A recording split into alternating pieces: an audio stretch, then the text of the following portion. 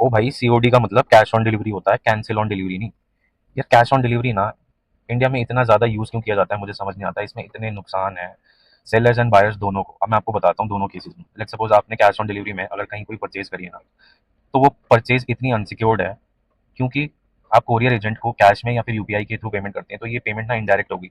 तो आप किसी भी अथॉरिटी पे जाके कंप्लेन करते हो ना कि यार मैं मेरे साथ स्कैम हो गया, तो वो बोलते हैं कि आप जाके सीधा सेलर से बात करो। ठीक है, इसमें कोई एक्शन नहीं लिया जाता।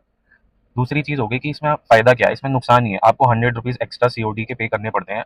आजकल हर वेबसाइट चार्ज करती है, ठीक है। उसके बाद भी जब कोरियर एजेंट आपके पास आता है, वो आपसे पहले पैसे लेगा, उसके बाद आपको सामान देता है, ठीक है। अगर इन केस फिर भी आपको गलत सामान मिल रहा है, तो आप कोरियर एजेंट से ज़्यादा लड़ सकते हो, और उस केस में भी वो कुछ नहीं करता है, ठीक है। वो भी यही बोलेगा कि आप अपनी कंपनी से बात करो जी, मेरे पास तो यही पैकेट था और इसमें यही सामान, ठीक है। तीसरी चीज़ की इसमें रिटर्न रिफंड को लेके इतना इशू होता है क्योंकि ये पेमेंट ना इनडायरेक्ट होती है, तो सेलर के पास कोई डायरेक्ट ऑप्शन नहीं होता आपको रिफंड करने का, ठीक है। तो वो आपसे मैनुअली डिटेल्स ले, ऐसा भी पॉसिबल नहीं है कि हर कस्टमर के लिए वो मैनुअली डिटेल्स लेंगे कि भाई किस में रिफंड करना है, कैसे करना है। तो वो अपनी वेबसाइट पॉलिसी में ना पहले ही मेंशन कर देते हैं कि यार अगर आप सीओडी में ऑर्डर प्लेस कर रहे हैं तो हम आपको या तो स्टोर क्रेडिट्स देंगे, वरना हम आपको एक्सचेंज देंगे। इसका एक और बड़ा रीज़न ये होता है कि यार सीओडी ऑर्डर्स में ना जो शिपिंग चार्जेस है वो बहुत ज़्यादा है। तो लेट्स सपोज भाई भेजने के 100 लगे थे, तो रिटर्न के 100 फिर से लगेंगे। तो क्या कोई भी बायर एग्री होगा कि अपने 1000 रुपये की पेमेंट में 200 रुपये कटवा के रिफंड नहीं लेगा ना, और वो 200 रुपये बायर को भरना पड़ जाता है। तो इसलिए वो अपनी पॉलिसी में पहले ही इस चीज़ को मेंशन कर देते हैं। अब प्रीपेड में ना इसका बिल्कुल ऑपोजिट होता है, और सारे बेनिफिट्स ही हैं, उसमें कोई नुकसान नहीं है। अब प्रीपेड ऑर्डर जो है ना वो 100% सिक्योर्ड रहते हैं। कैसे? यार आप ऑनलाइन कोई भी पेमेंट करेंगे ना, वो पेमेंट गेटवे के थ्रू ही होता है इंडिया में। इंडिया में गिने चुने 5 से 6 पेमेंट गेटवेज हैं जो लाइसेंस्ड है और बहुत अच्छे से मॉनिटर्ड है गवर्नमेंट के थ्रू, ठीक है। तो पेमेंट गेटवे किसी भी सेलर को अगर मिल रहा है ना, तो वो पहले पॉलिसी चेक करते हैं कि ये रिफंड देते हैं या नहीं देते हैं, ठीक है। तो जो इसमें सेलर्स होते हैं ना, वो भी बहुत वेल वेरीफाइड रहते हैं गवर्नमेंट की तरफ से भी।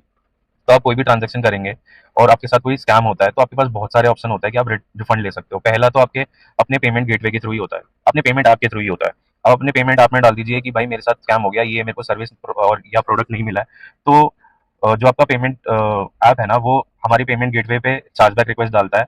जो हमारा पेमेंट गेटवे रहेगा वो सेलर से एविडेंस मांगेगा कि आपने ये सर्विस या प्रोडक्ट प्रोवाइड करी है या नहीं करी है। इन केस वो फेल हो जाता है तो आपको 100% इंस्टेंट रिफंड आता है, ठीक है, विदाउट एनी डिडक्शन। इसमें भी अगर आप फेल हो जाते हैं तो आप इस ट्रांजैक्शन आईडी को लेके नेशनल हेल्पलाइन पे जा सकते हैं, कंज्यूमर हेल्पलाइन पे जा सकते हैं। आप साइबर क्राइम में जा सकते हैं, ठीक है, साइबर सेल पे आप जाके रिपोर्ट करेंगे, तो यार जो सेलर्स होते हैं ना, उनका अकाउंट तक फ्रीज कर दिया जाता है, ठीक है। तो ये इतना सेंसिटिव रहता है सेलर्स के लिए भी, क्योंकि यार ये बहुत वैसी चीज़ हो जाती है कि किसी ने प्री पेमेंट करी हुई है, देन उसको सामान नहीं मिला, तो एक ऑनलाइन एविडेंस बन गया, ठीक है। और इसमें ना रिफंड्स भी बहुत ईज़िली हो जाते हैं क्योंकि डायरेक्ट पेमेंट रहती है सेलर को, तो वो एक सिंगल क्लिक में आपको रिफंड भी दे पाता है, और उसका जो नुकसान होता है ना वो 5 से 10% का ही होता है, तो वो बेयर कर लेता है। तो आप देखेंगे प्रीपेड ऑर्डर्स में आपको रिफंड ऑप्शंस भी मिलते हैं।